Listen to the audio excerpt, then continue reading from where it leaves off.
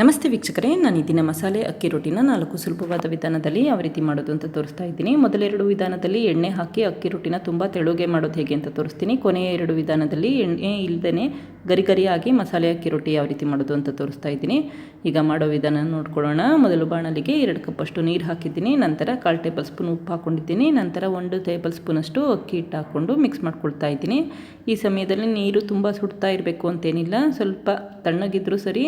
ಅದೇ ಸಮಯಕ್ಕೆ ಅಕ್ಕಿ ಹಿಟ್ಟು ಹಾಕ್ಕೊಂಡು ಮಿಕ್ಸ್ ಮಾಡ್ಕೊಳ್ಳಿ. ಈಗ ಊರಿನ ಹೈ ಫ್ಲೇಮಲ್ಲಿ ಇಟ್ಕೊಂಡಿದ್ದೀನಿ. ಯಾವಾಗ ಕುದೀಲಿಕ್ಕೆ ಶುರುವಾಗುತ್ತೆ ಆವಾಗ 1 ಕಪ್ಪಷ್ಟು ಅಕ್ಕಿ ಹಿಟ್ಟು ಹಾಕ್ಕೊಂಡು ಮಿಕ್ಸ್ ಮಾಡ್ಕೊಳ್ತಾ ಇದ್ದೀನಿ. ಈಗ ಊರಿನ ಲೋ ಫ್ಲೇಮಲ್ಲಿ ಇಟ್ಕೊಳ್ಳಿ, ಇಲ್ಲ ಅಂತಂದರೆ ಏನಾಗುತ್ತೆ, ತಳ ಹಿಡಿಯುತ್ತೆ ಮತ್ತು ಅಕ್ಕಿ ಹಿಟ್ಟು ಕಪ್ಪಾಗಿಬಿಡುತ್ತೆ. ಈ ರೀತಿ ಮಿಕ್ಸ್ ಮಾಡಿದ ತಕ್ಷಣವೇ ಸ್ಟವ್ ಆಫ್ ಮಾಡ್ಕೊಬಿಡಿ, ತುಂಬ ಬೇಯಿಸಬೇಕು ಅಂತೇನಿಲ್ಲ. ಇದನ್ನೀಗ ಒಂದು ತಟ್ಟೆಗೆ ತಣ್ಣಗಾಗ್ಲಿಕ್ಕೆ ಬಿಟ್ಟಿದ್ದೀನಿ. ತುಂಬ ಸುಡ್ತಾ ಇರುತ್ತೆ, ಅದರಿಂದ ನಾದ್ಕೊಳ್ಳೋಕ್ಕಾಗಲ್ಲ. ಸ್ವಲ್ಪ ತಣ್ಣಗಾಗ್ಲಿಕ್ಕೆ ಬಿಡಿ. ಈಗ ತಣ್ಣಗಾಗಿದೆ ಅಂದರೆ ಸ್ವಲ್ಪ ಬೆಚ್ಚಗಿರಬೇಕಾದ್ರೇ ನಾದ್ಕೊಳ್ಳಿ. ಈ ರೀತಿ ಒಂದು ಬಟ್ಲಲ್ಲಿ ತಣ್ಣೀರು ಇಟ್ಕೊಂಡು ನಾದ್ಕೊಳ್ತಾ ಇದ್ದೀನಿ. 2 ನಿಮಿಷ ನಾದ್ಕೋಬೇಕಾಗುತ್ತೆ. ತುಂಬ ತೆಳುವಾಗಿದ್ದರೆ ಹಿಟ್ಟು ತಣ್ಣೀರು ಹಾಕ್ಕೊಳ್ಳೋದೇನು ಬೇಕಿರಲ್ಲ. ಸ್ವಲ್ಪ ಅಕ್ಕಿ ಹಿಟ್ಟು ಉದುರಿಸ್ಕೊಂಡು ನಾದ್ಕೊಳ್ಳಿ.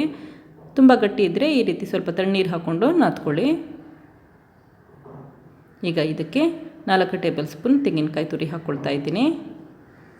ನಂತರ 4 ಟೇಬಲ್ ಸ್ಪೂನ್ ಸಣ್ಣಗೆ ಹೆಚ್ಚಿರುವಂಥ ಕೊತ್ತಂಬರಿ ಸೊಪ್ಪು, 2 ಟೇಬಲ್ ಸ್ಪೂನ್ ಸಣ್ಣಗೆ ಹೆಚ್ಚಿರುವಂಥ ಕರಿಬೇವಿನ ಸೊಪ್ಪು, 1 ಟೇಬಲ್ ಸ್ಪೂನ್ ಹಸಿರು ಮೆಣಸಿನ್ಕಾಯಿ, ಹಾಗೆ 1 ಟೇಬಲ್ ಸ್ಪೂನ್ ಸಣ್ಣಗೆ ಹೆಚ್ಚಿರುವಂಥ ಶುಂಠಿ ಹಾಕ್ಕೊಂಡಿದ್ದೀನಿ.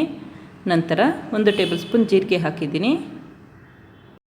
ಹಾಗೆ 2 ಮೀಡಿಯಮ್ ಸೈಜ್ ಈರುಳ್ಳಿ ಸಣ್ಣಗೆ ಹೆಚ್ಚಿಟ್ಕೊಂಡಿದ್ದೀನಿ, ಅದನ್ನು ಕೂಡ ಹಾಕ್ಕೊಂಡಿದ್ದೀನಿ.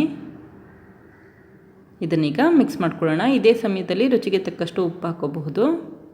ನಾನಿಲ್ಲಿ ಮಿಕ್ಸ್ ಮಾಡಿದ್ಮೇಲೆ ನಂತರ ಉಪ್ಪು ಹಾಕ್ಕೊಂಡು ಮಿಕ್ಸ್ ಮಾಡ್ಕೊಂಡಿದ್ದೀನಿ.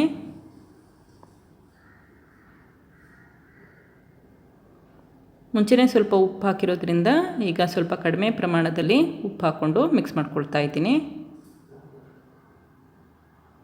ಮಿಕ್ಸ್ ಮಾಡಿ ಇಟ್ಕೊಂಡಿದ್ದೀನಿ. ನೋಡಿ, ಈ ಕನ್ಸಿಸ್ಟೆನ್ಸಿ ಇದ್ದರೆ ಸಾಕು. ಈಗ ಸಣ್ಣ ಸಣ್ಣ ಉಂಡೆ ಮಾಡಿ ಇಟ್ಕೊಳ್ತಾ ಇದ್ದೀನಿ. ತುಂಬ ತೆಳುಗೆ ಕಲಿಸ್ಕೋಬೇಡಿ, ಯಾಕೆಂದರೆ ಈರುಳ್ಳಿ ನೀರು ಬಿಟ್ಕೊಳ್ಳುತ್ತೆ. ಹಾಗಾಗಿ ಸ್ವಲ್ಪ ಗಟ್ಟಿಯಾಗಿ ಕಲಿಸ್ಕೊಂಡು ಇಟ್ಕೊಂಡಿರಿ. ಈಗ ಮೊದಲನೇ ವಿಧಾನ ತೋರಿಸ್ತಾ ಇದ್ದೀನಿ. ತವಾಗೆ ಒಂದು ಅರ್ಧ ಟೇಬಲ್ ಸ್ಪೂನ್ ಎಣ್ಣೆ ಹಾಕಿ ನೀಟಾಗಿ ಸ್ಪ್ರೆಡ್ ಮಾಡಿ, ನಂತರ ಅಕ್ಕಿ ಹಿಟ್ಟಿನ ಉಂಡೆ ಇಟ್ಕೊಂಡು ಈ ರೀತಿ ಕೈ ಬೆರಳ ಸಹಾಯದಿಂದ ತೊಟ್ಕೊಳ್ತಾ ಇದ್ದೀನಿ. ಕೈ ಬೆರಳಿಗೆ ಅಂಟ್ತಾ ಇದೆ ಅಂತಂದರೆ ತಣ್ಣೀರಲ್ಲಿ ಬೆರಳುಗಳನ್ನ ಎಜ್ಜಿ ನಂತರ ತೊಟ್ಕೊಳ್ಳಿ, ಆವಾಗ ಅಂಟ್ಕೊಳ್ಳಲ್ಲ. ಈ ರೀತಿ ರೊಟ್ಟಿ ಮಾಡಲಿಕ್ಕೆ 2 ತವ ಇದ್ದರೆ ಒಳ್ಳೆಯದು. ಇಲ್ಲಾಂದರೆ ಒಂದು ರೊಟ್ಟಿ ಮಾಡಾದ್ಮೇಲೆ ತವ ತುಂಬ ಸುಡ್ತಾ ಇರುತ್ತೆ, ಆವಾಗ ರೊಟ್ಟಿ ತಟ್ಟಲಿಕ್ಕಾಗಲ್ಲ. ಹಾಗಾಗಿ 2 ತವ ಇಟ್ಕೊಳ್ಳಿ. ಒಂದು ರೊಟ್ಟಿ ಆದಮೇಲೆ ಇನ್ನೊಂದು ತಣ್ಣಗಿರುವಂಥ ತವಾದಲ್ಲಿ ಈ ರೀತಿ ತೊಟ್ಕೊಂಡು ಡೈರೆಕ್ಟಾಗಿ ಸ್ಟವ್ ಮೇಲೆ ಇಟ್ಕೋಬಹುದು. ಈಗ ತೆಳುಗೆ ತಟ್ಕೊಂಡಿದ್ದೀನಿ. ಈಗ ಸ್ಟವ್ ಮೇಲೆ ಇಟ್ಕೊಂಡು ಲಿಡ್ ಕ್ಲೋಸ್ ಮಾಡಿ 1 ನಿಮಿಷ ಬೇಯಲಿಕ್ಕೆ ಇಟ್ಟಿದ್ದೀನಿ. 1 ನಿಮಿಷ ಆಗಿದೆ. ಈಗ ಅರ್ಧ ಟೇಬಲ್ ಸ್ಪೂನ್ ಎಣ್ಣೆ ಹಾಕ್ಕೊಂಡು ಇನ್ನೊಂದು ಸೈಡು ಟರ್ನ್ ಮಾಡ್ಕೊಳ್ತಾ ಇದ್ದೀನಿ. ನೋಡಿ, ತವಾಗೆ ಅಂಟಲ್ಲ, ತುಂಬ ಸುಲಭವಾಗಿ ರೊಟ್ಟಿನ ತೆಗಿಬಹುದು. ಈಗ 2 ಸೈಡು ನೀಟಾಗಿ ಬೇಯಿಸಿದ್ರೆ ಮಸಾಲೆ ಅಕ್ಕಿ ರೊಟ್ಟಿ ರೆಡಿ.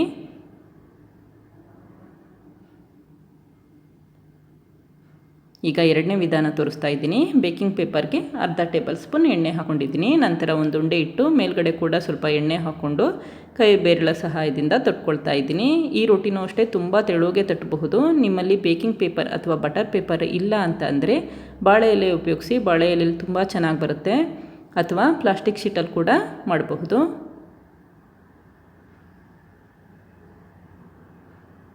ಆದರೆ ಪ್ಲಾಸ್ಟಿಕ್ ಶೀಟಲ್ಲಾದರೆ ಡೈರೆಕ್ಟಾಗಿ ಹೆಂಚು ಮೇಲೆ ಹಾಕೋಕ್ಕಾಗಲ್ಲ. ಕೈಯಲ್ಲಿ ತೊಗೊಂಡು ನಂತರ ಹೆಂಚು ಮೇಲೆ ಹಾಕ್ಕೊಳ್ಳಿ, ಯಾಕೆಂದರೆ ಪ್ಲಾಸ್ಟಿಕ್ಕು ಜಿನಕ್ಕೆ ಬಿಡುತ್ತೆ. ಈಗ ಬಟರ್ ಪೇಪರ್ ಸಮೇತವಾಗಿ ರೊಟ್ಟಿನ ಡೈರೆಕ್ಟಾಗಿ ಹೆಂಚು ಮೇಲೆ ಹಾಕ್ಕೊಂಡು ಸ್ವಲ್ಪ ಲೈಟಾಗಿ ಪ್ರೆಸ್ ಮಾಡಿ ಈ ರೀತಿ ಬಟರ್ ಪೇಪರ್ನ ತೆಗಿತಾ ಇದ್ದೀನಿ. ಲಿಡ್ ಕ್ಲೋಸ್ ಮಾಡಿ 1 ನಿಮಿಷ ಬೇಯಲಿಕ್ಕೆ ಇಟ್ಟಿದ್ದೀನಿ. 1 ನಿಮಿಷ ಆಗಿದೆ. ಈಗ ಅರ್ಧ ಟೇಬಲ್ ಸ್ಪೂನ್ ಎಣ್ಣೆ ಹಾಕ್ಕೊಳ್ತಾ ಇದ್ದೀನಿ. ಎಣ್ಣೆ ಉಪಯೋಗಿಸೋದು ಬೇಡ ಅಂತ ಅಂದರೆ ಉಪಯೋಗಿಸ್ಬೇಡಿ. ಈಗ 2 ಸೈಡ್ ನೀಟಾಗಿ ಬೇಯಿಸಿದ್ರೆ ತೆಳುವಾದ ಮಸಾಲೆ ಅಕ್ಕಿ ರೊಟ್ಟಿ ರೆಡಿ.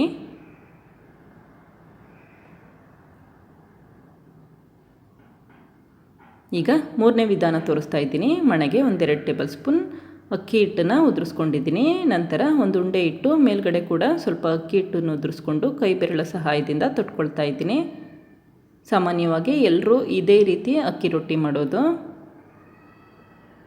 ನಾವೇನು ಕಲಸಿಟ್ಕೊಂಡಿದ್ವಿ ಅಕ್ಕಿ ಹಿಟ್ಟು, ಅದು ಮಣೆಗೆ ಅಂಟ್ತಾ ಇದೆ ಅಥವಾ ಕೈ ಬೆರಳಿಗೆ ಅಂಟ್ತಾ ಇದೆ ಅಂತಂದರೆ ಇನ್ನೊಂದು ಸ್ವಲ್ಪ ಅಕ್ಕಿ ಹಿಟ್ಟನ್ನು ಉದುರಿಸ್ಕೊಂಡು ನಂತರ ತಟ್ಕೊಳ್ಳಿ.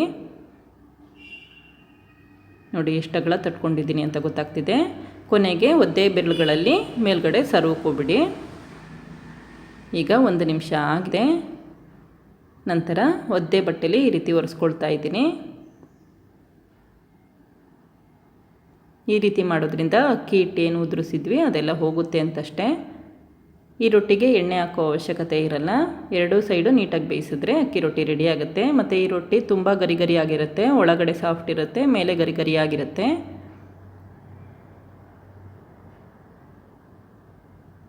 ಈಗ 4ನೇ ವಿಧಾನ ತೋರಿಸ್ತಾ ಇದ್ದೀನಿ. ಮಣೆಗೆ 1-2 ಟೇಬಲ್ ಸ್ಪೂನ್ ಅಕ್ಕಿ ಹಿಟ್ಟು ಉದುರಿಸ್ಕೊಂಡು, ನಂತರ ಒಂದು ಉಂಡೆ ಇಟ್ಟು ಮೇಲ್ಗಡೆ ಕೂಡ ಸ್ವಲ್ಪ ಅಕ್ಕಿ ಹಿಟ್ಟನ್ನು ಉದುರಿಸ್ಕೊಂಡು ಲಟ್ಟಣಿಗೆಯಲ್ಲಿ ಲಟ್ಟಿಸ್ಕೊಳ್ತಾ ಇದ್ದೀನಿ.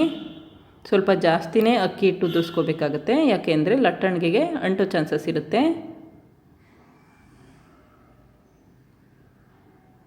ಈ ರೊಟ್ಟಿನ ತುಂಬ ತೆಳುಗೆ ಅರಿಲಿಕ್ಕಾಗಲ್ಲ, ಸ್ವಲ್ಪ ದಪ್ಪನಾಗೆ ಹರ್ಕೋಬೇಕಾಗತ್ತೆ. ಈ ರೀತಿ ಹರ್ಕೊಂಡಾದ್ಮೇಲೆ ಒದ್ದೆ ಬೆರಳುಗಳಲ್ಲಿ ಮೇಲ್ಗಡೆ ಒರೆಸ್ಕೊಳ್ತಾ ಇದ್ದೀನಿ.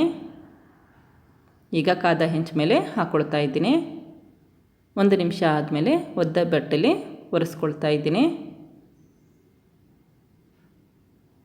ನಂತರ ಇನ್ನೊಂದು ಸೈಡ್ ಟರ್ನ್ ಮಾಡಿ ಎರಡೂ ಸೈಡ್ ನೀಟಾಗಿ ಬೇಯಿಸಿದ್ರೆ ಮಸಾಲೆ ಅಕ್ಕಿ ರೊಟ್ಟಿ ರೆಡಿ. ನೋಡಿದ್ರಲ್ಲ 4 ಸುಲಭವಾದ ವಿಧಾನದಲ್ಲಿ ಯಾವ ರೀತಿ ಅಕ್ಕಿ ರೊಟ್ಟಿ ಮಾಡಬಹುದು ಅಂತ ಗೊತ್ತಾಯ್ತಲ್ವ? ನೀವು ಕೂಡ ಪ್ರಯತ್ನಿಸಿ. Thank you. ಲೈಕ್ ಮಾಡಿ ಮತ್ತು ಸಬ್ಸ್ಕ್ರೈಬ್ ಮಾಡಿ.